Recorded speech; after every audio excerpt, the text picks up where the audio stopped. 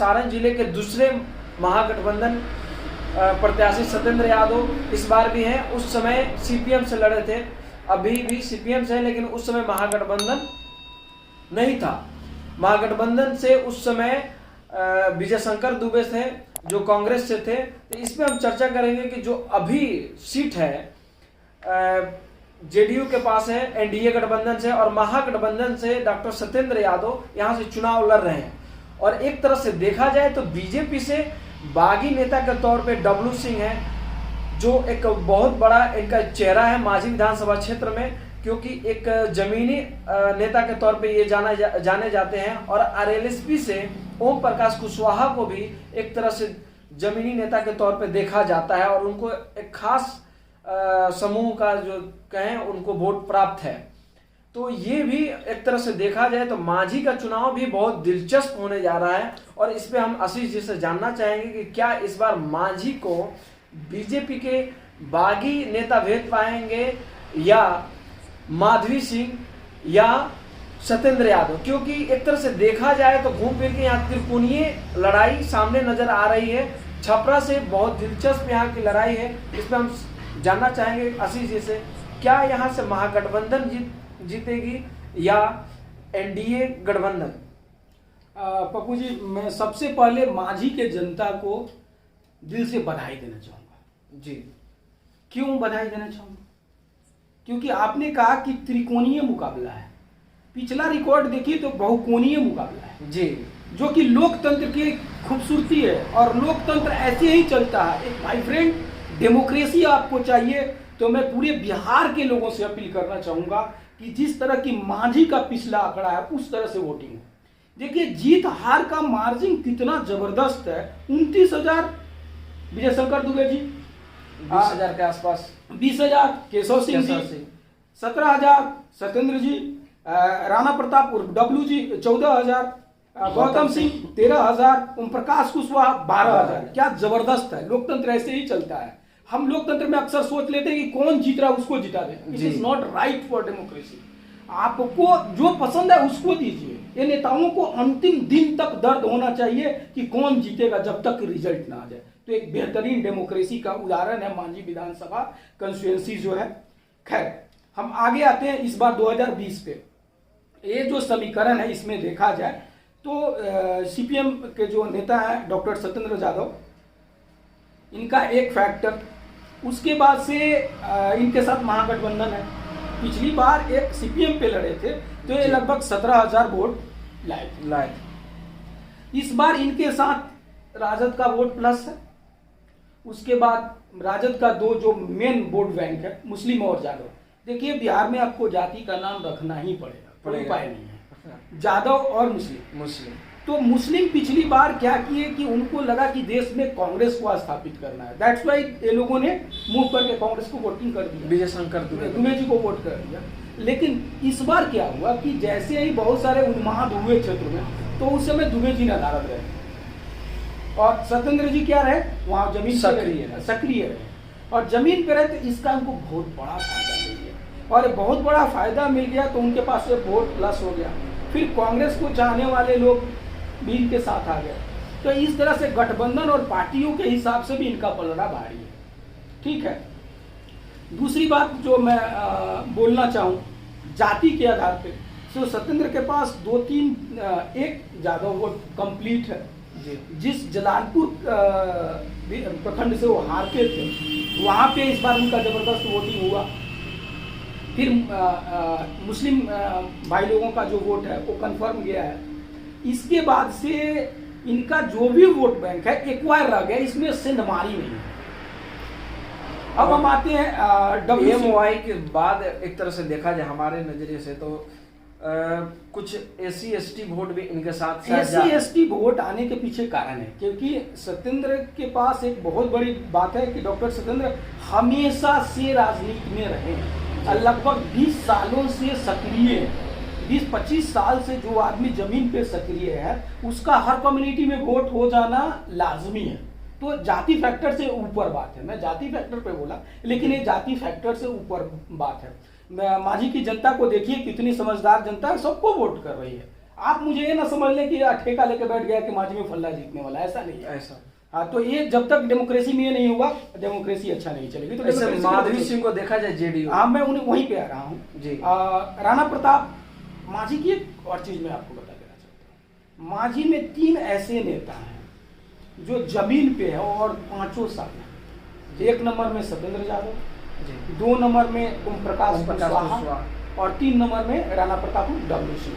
ये तीनों लोग हमेशा से विधानसभा में उपलब्ध होने वाले लोग हैं, तो इसलिए इनको सबको देखिए आप लगभग बराबर वोट में है, थोड़ी सी ऊपर नीचे पड़ रहा है, तो आज भी ये काम करेगा। अब यहाँ पे दिक्कत क्या हो जा रहा है कि जिसने जनाधार बनाया उसको टिकट नहीं। जैसे राणा प्रताप बबलू सिंह, इनको अगर टिकट दिया जाता जेडीयू या भाजपा किसी से राजद के काउंटर में, तो डेफिनेटली माधवी सिंह से बहुत अच्छा करते। माधवी सिंह अभी राजनीति में नहीं है, 2019 के पहले से दिखाई 2019 से पहले उनको कोई नहीं जानता था और वो टिकट लेके आ गए। अब देखिए जात पे हम बात करें तो सत्येंद्र जी का जो वोट है वो तो कन्फर्म है जी, उसमें संगमारी नहीं हो सकती है, क्योंकि जादव कोई भी बढ़िया कैंडिडेट था ही नहीं जो कि वोट काटे या जो परमानेंट लड़ने वाला हो, तो उनका वोट ठीक है। जेडीयू में अब माधवी सिंह, डब्ल्यू जी राजपूत समाज से, चुन्नू प्रताप सिंह राजपूत समाज से, और ये 3 लोग अपने में लड़ेंगे। और ये तीनों में अपने में लड़ने के वजह से राणा प्रताप, अब इसमें 2 नंबर की लड़ाई है, 1 नंबर की लड़ाई यहाँ पे मुझे नहीं लग रहा है, क्योंकि 2 नंबर में अब डब्ल्यू जी आएंगे कि माधवी सिंह आएंगे, ये 2 नंबर की लड़ाई है। 1 नंबर की यहाँ लड़ाई मुझे नहीं लग रहा है, जिस हिसाब से सीधे सीधा क्लियर यहाँ पर दिखाई दे रहा है कि महागठबंधन यहाँ पर लीड करेगा लगभग। एक तरह से देखा जाए इसके पहले गौतम सिंह लड़े थे और अभी गौतम सिंह नहीं है। एक तरह से देखा जाए सूत्रों के से मालूम चल रहा है कि मांझी विधानसभा क्षेत्र में गौतम सिंह का जो वोट बैंक था वो डब्ल्यू सिंह के साथ शिफ्ट हो रहा है। हाँ, सही बात है।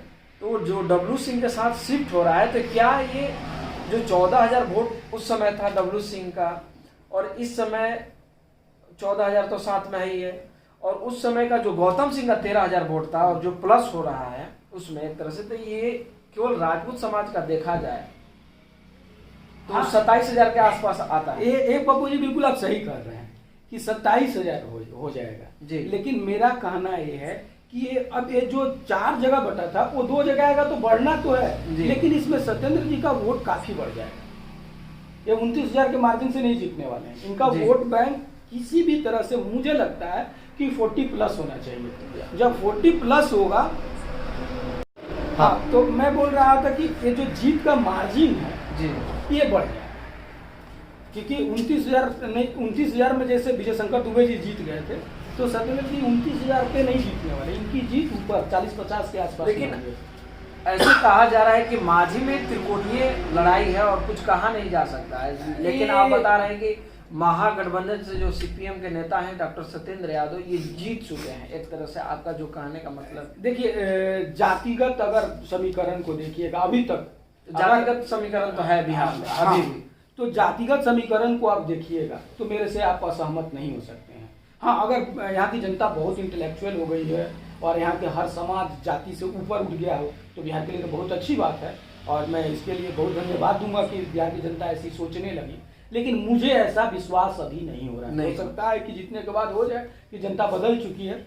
हाँ, लड़ाई है दोनों लोगों में है कि 1 नंबर तो कन्फर्म है, 2 नंबर में जेडीयू आएगी, माधवी सिंह जी आएंगी या डब्ल्यू जी आएंगे, ये दोनों में है। ओम प्रकाश कुशवाहा इस समय आरएलएसपी से है, तो और आरएलएसपी ओवैसी के पार्टी से गठबंधन किए, तो क्या इनका फायदा कुछ नहीं दिखाई दे रहा? ओवैसी के पार्टी का यहाँ फायदा नहीं है, क्योंकि मुस्लिम समाज एक चीज को जानता है कि अगर हम अपने वोट को बांटते हैं जी, तो सीधा फायदा इसको बीजेपी को जाएगा, और मुस्लिम समाज किसी भी कीमत पर जदयू के गठबंधन यानी बीजेपी को वोट एनडीए को नहीं करने जा रहा है।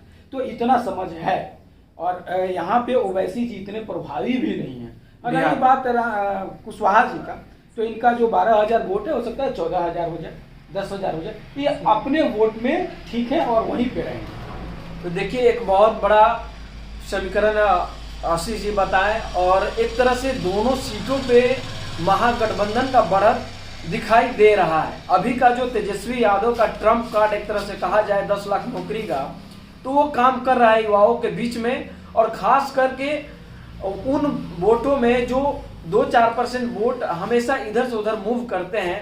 वो लग रहा है कि इस बार के जो विश्लेषण था, एक तरह से देखा गया कि महागठबंधन छपरा से भी जीत रहा है और माझी से भी, ये दोनों सीट पे बढ़त बढ़ाते हुए दिखाई दे रहा है। लेकिन ये चुनाव है और कुछ वोट ऐसे हैं जिसका कुछ कहा नहीं जा सकता, क्योंकि वो हमेशा साइलेंट मोड में रहता है।